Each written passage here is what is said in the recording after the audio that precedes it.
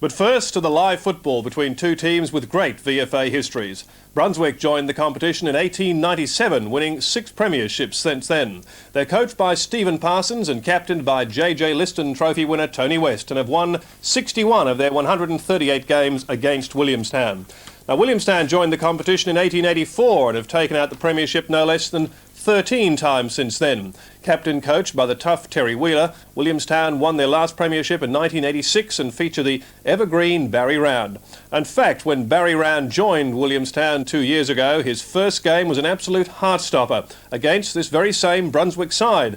And as we prepare to join Peter G and your commentary team, let's hope this afternoon's match lives up to that occasion.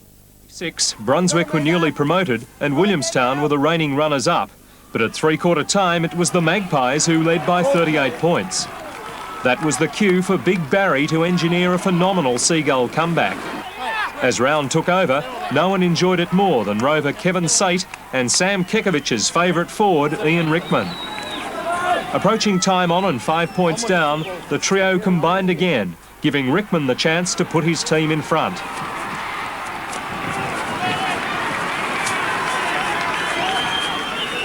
As the siren sounded, Willie were 2 points up, with no doubts as to who was the town's new hero. And the Seagulls went on to win the flag that year, and Barry Round won the JJ Liston Trophy last year. And I would suggest that his odds are shortening with every game this year. Let's take a look at the lineups for today's match shortly, but let's go to Ross Booth down on the boundary line first up. Atmosphere from the dressing rooms, Ross. Well, good afternoon, Peter. Good afternoon, everybody. Well, much better conditions today. A northerly breeze, 21 degrees, and no umbrella this week. Been in both rooms, and Brunswick very toey. Steve Parsons very worried about this game. A big one for Brunswick. Very quiet in their rooms. By contrast, Williamstown quite keen, and they were listening to a bit of Midnight Oil, Diesel and Dust.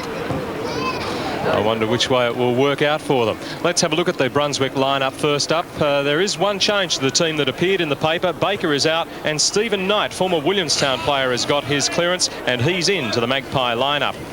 Let's hear from the Magpie coach, Stephen Parsons.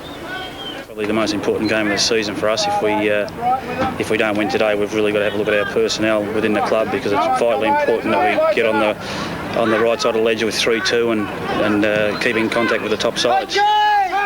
To the Williamstown lineup as selected, and the Williamstown people have told us the players will line up as they were in the paper.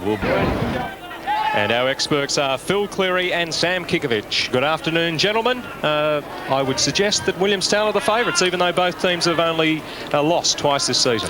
Yeah, I think so, Peter, and especially with Kershaw back. Having Kershaw in the ruck, he's a big man, built like an oak tree, and that moves round to centre half forward, and that means he takes on a good player, Roundy. You know, you've got to look after him.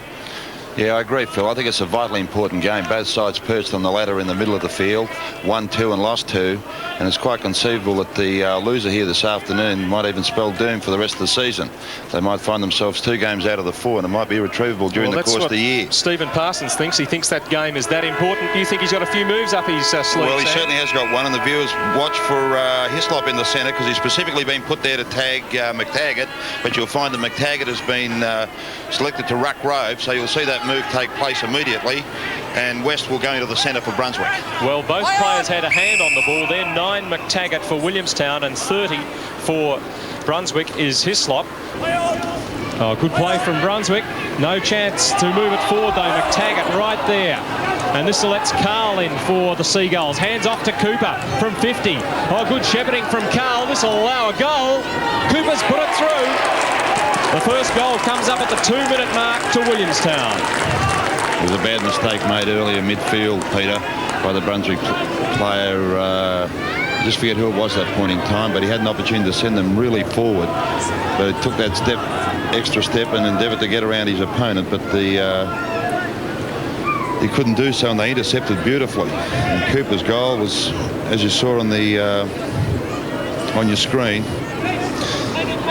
So Wally Lovett with that blue knee bandage on his left knee. It's a long kick with the breeze. In front of the Northern Girls stand, Hislop with the red hair. And June McAllister gets it first. Inboard to right.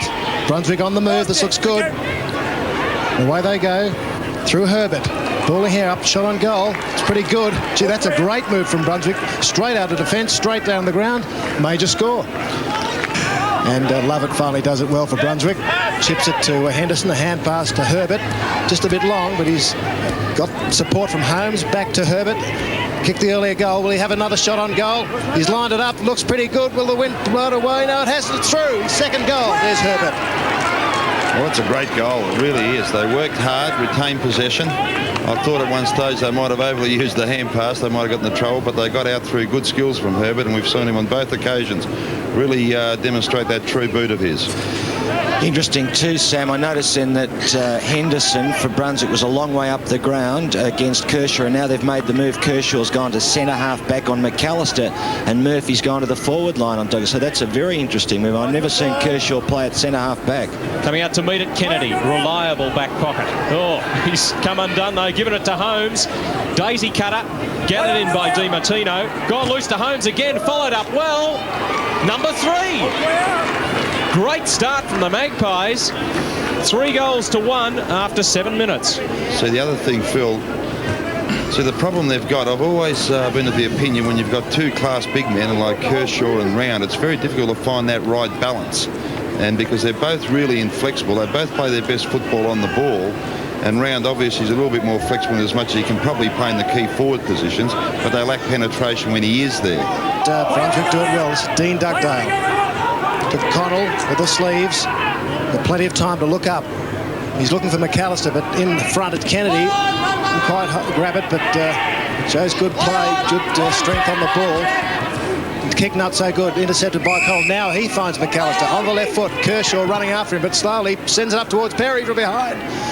Will he gather the crumbs on? He will. He's put it through, Perry, and that's their 5th in about 5 minutes. Well, the Brains Trust have really got to have a close look, Phil, at Kershaw at centre half back, because it really is grossly imbalancing the side. And the other thing I'm really impressed with Brunswick, having watched them 4 weeks ago, they're far more desperate and they've injected a lot more pace in their side. Well, I agree, Sam. They look a very good side today. I noticed here on the back line before, Henderson worked very hard to get the ball out. They look very fierce, and as you say, that problem with Kershaw, McAllister then went round Kershaw very easily. Towards half forward. Look at all the black and whites. Dugdale should have marked that. Here's Rousel on the left boot. He goes. Oh, good vision. Spotted the man Murphy on his own. Good goal. Great play, Peter. We just commented previously, we saw him in the first quarter a couple of weeks ago. He was very, very impressive, and he's been a very healthy find for Williamstown. The hammer, that was a bad one. This allows Williamstown in. Towards half forward, Murphy. Behind the pack, Henderson left it behind. Who wants to pick it up? Murphy's caught. Through it goes to Robertson. Edge of the 10-metre square. Bang. That was great play by Murphy then under pressure. He just slipped the ball along the ground there. And the result was a goal. Slipped it on. There's Kevin Hughes, of course, who's playing with North Melbourne at present. But very good play. We'll see it here. See Murphy under a little bit of pressure.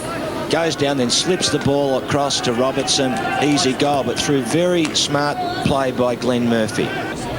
It's difficult to really assess Terry's value to the side. It's obviously in short bursts that he might feel will be of the same opinion, that having a 5-10 minute burst each quarter at the appropriate time has the desired effect. Brunswick into attack through Hislop. In front, Stephen Knight. You boy in. Pass to Holmes. He'll have a shot on goal inside the 50. It looks pretty good. It's through. Shepherded by Perry, but didn't need to. It's a great goal, Ross.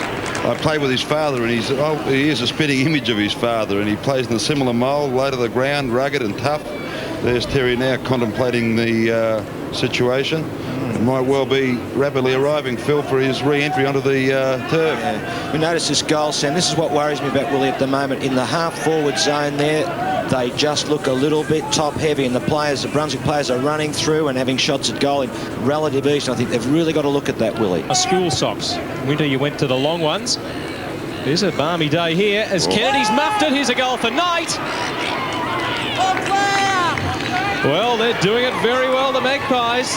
The lead now for them is 19 points. We'll go to VFL grounds. Len Thompson first up. We're at the 22nd minute mark here at the MCG. Hawthorn are 4-3-27 to Melbourne 1-3-9. Now to Steve Perkin. 23 minutes into the first term. Carlton 2-4-16, Geelong 2-2-14. Kick from? Bad play from Cooper because they had the ball there, the Seagulls. He gave it away. McAllister tried to punch, but Kershaw's outmarked him. Kennedy can go over the top to Carl. Holmes was in no man's land. Knew it was going to happen. Lindsay Carl can run inside 50 and keep going. He's told by Kennedy, go up and put it through. Well, that's a very good bit of play, and Kershaw, of course, took the mark, handballed on. But you'll notice as Cale runs towards the goals that Henderson from Brunswick turns his back on him and runs to pick up Murphy, the opposition player. And, of course, Cale's able to run. You see Cale running into the goals now. We may not pick up Henderson here, but actually Henderson at this stage should have run into Cale, but he's run back. Cale's had an easy shot at goal. You're right, Phil. You've always got to leave your man and come out to put pressure on the ball carrier. So the lookalikes exchange places, and the coach is back on the ground. Here's no, it's not. It's Johnson, I think, on for Williamstown. A kick bounces over the pack, and here's a go for Murphy. Puts it through, and that's his second. And a quick reply from Williamstown. Phil just emanated from the centre bounce. Big Barry, long hand pass, aggressive attacking football, rolling the ball forward. And the opportunity presented itself, as you can see here. Isn't that a beautiful bounce too? Look at that. Lovely. And he runs straight in. And our man Murphy's kicked a goal on the forward line. I've just said he should be on the back line, and Kershaw had a hand in the last goal, so we can't all be perfect, can we? Well, when you see one coming up forward, spinning that way, not backwards like the drop punt, but forwards.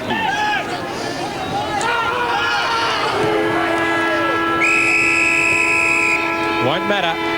5 points is the difference after a fabulous first quarter here at Port Melbourne. It's Brunswick who have the lead. Goal kickers for them up to quarter time. 2 to Holmes, 2 to Herbert, singles to Perry and Knight. While for Williamstown, 2 to Murphy, singles to Carl, Robertson and Cooper. Scores at quarter time in the big one. Brunswick 6-2-38. Williamstown 5-3-33. Round's handball went to Kennedy, but it had knocked away from him. McAllister down. Oh, and I've just seen a couple of the best rights and lefts thrown for a long time over there.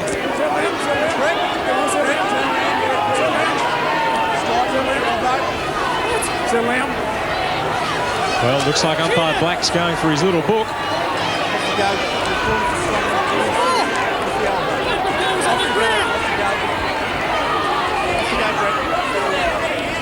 And I think they might have just missed one coming in there from the right too for a Brunswick player.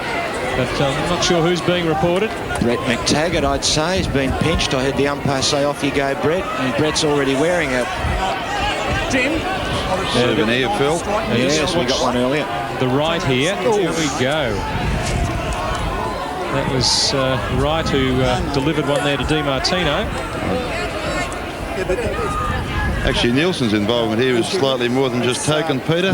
And it looks like the assistant umpire there, the emergency umpire, has reported. I didn't see McTaggart in any of the action there, so I don't know how he got pinched. Well, that was a very good isolated camera replay there to show us the action. What happened, I don't know how many names have gone in the books, but I'd suggest more than one. Well, Rusty, you did make mention at quarter time that Steve was under the impression, Steve Parsons, that he felt that Williamstown might have been a little bit weak or a bit suspect under pressure, but I think the players might have heeded his advice in the wrong vein. It's certainly not the way to exploit a side's weakness. I think Terry's disappointed because he missed out on that one. Well, no one loves a fray more than Terence Wheeler. We all know that. Well, we've just forgotten to play a little bit because with no side really getting an advantage here, things have got overheated and the fists have started flying, but it's Williamstown who lead by 3 points. 43 plays 40. We've played 16 and a half minutes. There's going to be a bit of time on in this term. Round's fist. That's Potter, 33, leaving it behind. And Barry Round throws himself in. Desperation from Sleverson, and the umpires will have to keep a close look at things here. Peter, now's the time for the first side to be able. It's imperative that they settle down. Hello, here we see tempers haven't quite cooled as yet as we witness this little fracas. But it's important in this situation, the side that has the ability to settle down quickly can really rattle on 2 or 3 quick goals if the opposition aren't really concentrating and settled. Here's Connell. Keeping play in this area. Fitzpatrick. Robertson, the man on the mark, sitting on his backside. Out in front, Knight. Good mark. Oh, 50. Well, you've called it, Ross. Will umpire Black agree? He has.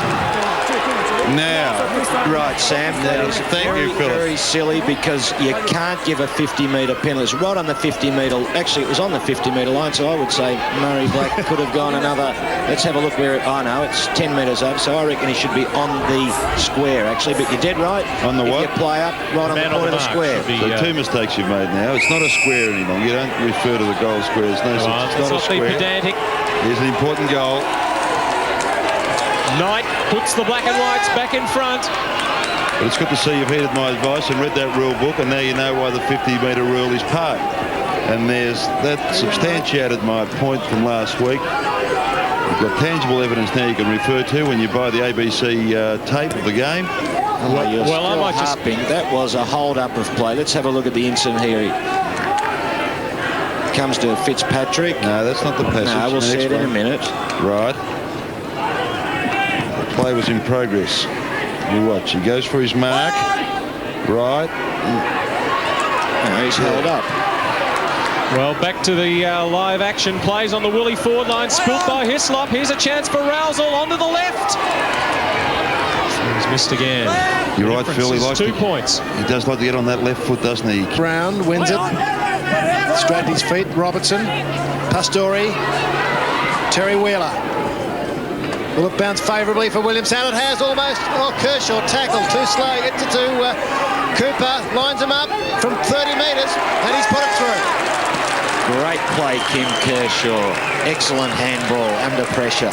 Gee, why didn't he tap it first, though? Well, I think he just. I think the play was just a fraction too far on, and he did. You just see it here. But then he's tackled, but still works well. More players backing up, and there we see a good goal. It's Cooper's second, and he used quite a good deal of pace there, Sam. Certainly did, Ross. Kershaw's in the ruck. The Wicks drive it forward. Backing into his opponent was Knight. Oh, it's come loose to DiMartino. It was Smith, actually, rather than going to mark. Backing into his opponent. Away goes Sleverson. Wright's chasing. Good running from Kennedy. He's gone down ground about 50 metres with his teammate. Gave him the option. Barry Round couldn't get the handball away. Here's Cooper. Back to Carl. 60 out from goal. Lindsay Carl to the edge of the goal square. And the mark for DiMartino. Actually, it was a very good pasture play. They worked that ball out of the fence very well through DiMartino, and they ran it, and tremendous running from Wright, who set it up. Was DiMartino on the interchange earlier, Sam? Vin DiMartino, or he's about to kick the goal. It's just good work by Terry Wheeler, running him off and on. He's come in here for another goal. I think he might have been for the first minute. I think it was pretty hard to tell there at the start. Well, that puts them back in front. First goal coming up for Vin DiMartino at the 24.5-minute mark. Lindsay Carl driving it long, and it really caught the Wick defence off guard. Certainly did, and we've said earlier, I think we said last week, and the viewers who were watching last week would notice that Lindsay Carl's a very good rover. They concentrate to ensure that the thing doesn't happen. Carl's 15th possession finds Cooper. Oh, no, it doesn't go far enough sideways to be called play on. Murray Cooper has kicked a goal in this term. He has 2 for the match so far. 10 points in front are the Seagulls. Oh, it's a Seagull mark or a goal. A goal it is. DiMartino, I think, thinks he should have been given it, but I don't think he'd be worried too much. Cooper's kicked his third, and aren't they happy, those Seagull ladies? 16 points up are Williamstown. I guess we had lost time with that fracas on centre wing. Oh, that Potter just went for the man instead of the ball. Terry Wheeler trying to battle out. Let's see what happens here as the siren goes for half-time, with Williamstown leading 9-10-64, Brunswick 7-4-46, a 3-goal lead to the Gulls. And goal kickers up to half-time with Williamstown resting the lead. They trailed by 5 points at the quarter-time break. In that term, we saw 2 goals to Cooper to give him 3 for the match, 2 to Glenn Murphy, singles to Johnson, DiMartino, Carl and Robertson, while for Brunswick, 2 goal kickers are Herbert, Holmes, singles to Perry and Knight. we got a few more Brunswick goal kickers there that I might have missed. I might just bring you up to date on that when we come back for second quarter highlights. But it's a 17-point lead for Williamstown at half-time. Doesn't it do any sneaky things when that emergency? Well, I think it's great. It would certainly make it difficult for someone like yourself, but I think it's tremendous, and it's really helped improve the game generally. Well, there are the boys in blue as well. There's the reserve umpire, and he's had his pencil out today. John Harvey it is, who we've had umpiring seniors matches for us on the Saturday afternoon. He's out there. No doubt will be umpiring tomorrow, but in the reserve capacity this afternoon. So it's a big weekend for him. Talking to umpire Jeff Morrow. They're enjoying their afternoon, and there's perhaps a Seagull supporter who's been doing too much talking, according to her friends. She's been gagged for the second half. There's no competition for the viewers to guess who they support. I noticed there's a little hole in that sticky tape. She might have had been to the dentist and doesn't want to get the cold air on it or something. I think her tongue might poke through that bit of sticky stuff there later on. Yes, in hard barracking, I think you'd need all the breathing potential you could possibly muster too, so he might rip it off. I think there might be cause for that too. I don't think Brunswick are quite dead, and Parsons has kept them in the rooms for a long time, so we're late restarting. She looked as though she was capable of putting a few words together too, Phil, didn't she? Yes, I wouldn't like to be on the end of a barrage. She's probably given me a bit of lip over the years too.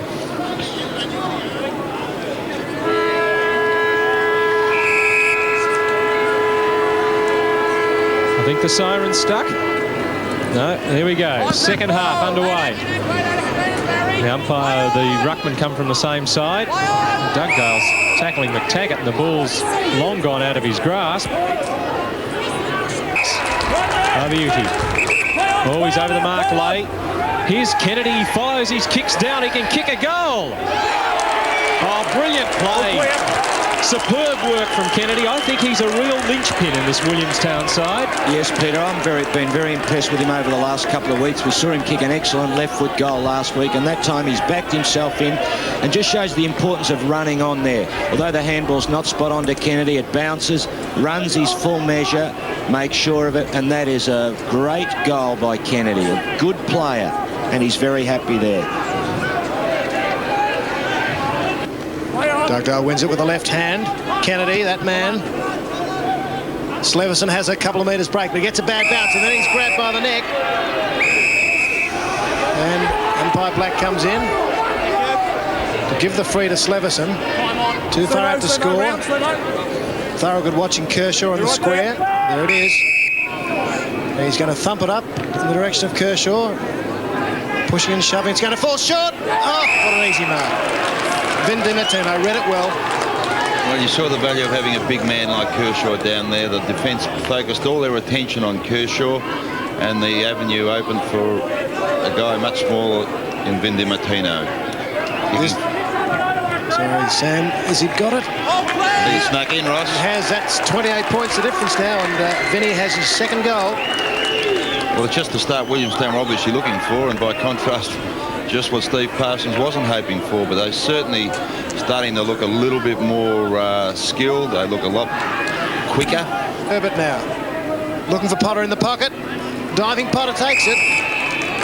Jack Potter will be proud of that catch.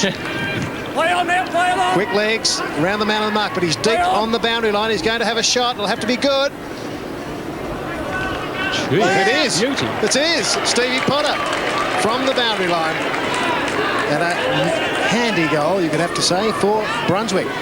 Well, they really needed it, but I think I made the comment earlier, they're struggling at the base of the pack on their forward line, but here we see Potter takes the field on, bounces through the 50-metre, and he's very close to the boundary line. He knows he has to kick the goal, and he does just that. Well, there's only about 3 and a bit goals in it, so Brunswick are still in there with a chance. Yeah, a lift from him. You know, to get back in this game, they really need him to lift enormously. Murray Nilsson. He almost foreshadowed that mark a moment ago. Thumps it forward indiscriminately. Kershaw is hoping for, gets a nudge out. Oh, good mark! Vin DiMartino, will he play on the left? Stand in the way, Brunswick defenders. There's Holmes directing traffic, saying, let's get here. Umpire Black brings him round on the angle. Holmesy. Move back, thanks. Must be 10 metres away. Holmes. That's it, Wally. I'll tell you. I'll go any closer. Cannot come in until the umpire calls play on. Bananas it. Beautifully done. Oh, great goal. His third goal. Vin DiMartino. Actually, Phil, we've seen that ploy work on a couple of occasions, haven't we? You know, with DiMartino and Kim's his foil. Kim's the foil, exactly. And it's working very effectively. Well, got the kick away. Brown shoots it forward to Cooper. Not a good handball that time. And Cooper's got it in front of him. Nielsen running past was Rousel. Put him down. A great goal. Wasn't that a good handball, Sam, by Nielsen? It was just a perfect spot, just in front of the player, able to pick it up in the stride and then put the ball through the goals. And that's how you have to play the game, run through the middle of the ground. Exactly. Brunswick have just got to get their system going, start working at getting some running players in. Here we see it on replay, Phil. Nielsen did very well, a good effective handball. And Rouse, as we mentioned earlier, the one part of his game when he could, is the finishing part of his game, and that is the thing that's detracted from his performance to date. Plenty of time to regain composure. Send in short. Good mark. Pastore up from defence. Chips it to Kershaw. In the pocket. Looking for something in board. It's not there. Calling it the back. Here's Vin DiMartino. Now Kershaw goes short. Pastore. Easy mark. Isn't that appalling defence? They're just going through the motions, Brunswick. Absolutely appalling. They had 10 seconds, a good 10 seconds to pick up their men then, Phil. Yes, still a gap up here. You think that Tony Pastore is playing it in the back pocket, and he's now taking a shot from 35 metres out, having run the full length of the ground. It makes you wonder a little bit. Well, not a bad kick for a defender. His first goal, naturally enough, a defender. 7 goals won, the difference. They're really appearing to me to be grossly undisciplined, Brunswick. I'm surprised. I mean, to say they did a lot of homework going into this match this week. Well, there's Terry Wheeler's counterpart. He's got all the problems in the world thrust upon him at the moment. And quite frankly, I'm at wit's end as to what he can do. He just hasn't got enough players playing well enough. Carl feeds it off to Big Nielsen. He likes kicking them round the corner. High into Kershaw, battling with Thorogood. The battle of the giants. He's got it. Oh, time, slow motion. Oh, holding the ball. Play on. What's happened? He's put it through. Oh, it's through. It's through. No, it isn't. It's a goal. Oh, no. Play of the century. It almost took a century. Oh. Have a look at it, like the big dinosaur. He's up. He's going to handball. No, he's going to spork. He's going to kick the goal. And this will go in the annals, this one. Like Peter Jones, that one. Oh. What an entertainer. that was 18 stone of rock pirouetting in the goal square. Magnificent. I think they might have been Wick supporters there as little Tango, Lovett and the policewoman. Got to kick over it, you got to kick over, Mark. And that's three-quarter time, and what a quarter it has been for Williamstown. While Brunswick kicked one goal, they added another 5, so the difference at three-quarter time is 45 points. The goal kickers for Williamstown, 3 to DiMartino, 3 to Cooper, 2 to Murphy, singles to Johnson, Carl, Pastore, Robertson and Kennedy. Rousel also with a single. 2 goal kickers for Brunswick with doubles, Holmes and Herbert, singles to Perry, Potter and also Steve Knight has 2 goals, but it's Brunswick trailing by 45 with a quarter to go. Father John would be pleased with this. Will it end in a goal? Yes, it might. McAllister's mark. He's only 25, 30 metres out from goal, directly in front. Well, they won't want to give away too many goals in this opening part of the first quarter, last quarter, Williamstown, because it could give the Black and Whites a sniff. Well, they were in the game earlier. There was nothing separating them in the first quarter. Brunswick showed quite a bit of skill, so McAllister, if he can put this one through, which he has, almost. No, it was a poor kick. Yes, it's gone through. Sorry. I apologise. It looked like the man got his hand to it. It was a wobbly old kick off the boot. But McAllister has kicked his first of the day. Couldn't have come up at a better time, 2.5 minutes into the last quarter. McAllister front position, stages for the free, and he's got it. Advantage is called. Here's a goal for Wright. Over the top, and the Fitzpatrick put it through. Well, that's 2 quick goals. Come on, jump up, G up the forces. try and get the black and whites back into it. Terry Wheeler pensive on the fence, but that's 2 quick goals to Brunswick. Well, and it comes with McAllister really is a key player at centre-half forward. He has to work hard and give them a bit of a target. He wasn't in the third quarter able to take marks, but if he can get himself into action, well, it gives them something. The smaller players can work a bit harder in the middle, the likes of Holmes. Who knows? They could really close in this game. Perhaps. Interesting one, this. 12 minutes down. Don't go over that mark. Will we see a goal kicked? Again, another poor kick. A mark's taken by Fitzpatrick. Will we play on? He's trying to crib a few metres. Will now be brought around onto the ankle.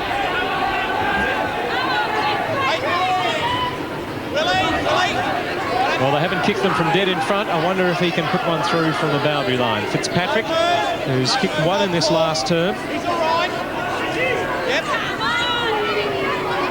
Don't move, don't move. Don't move. Play on. I think he's threaded that.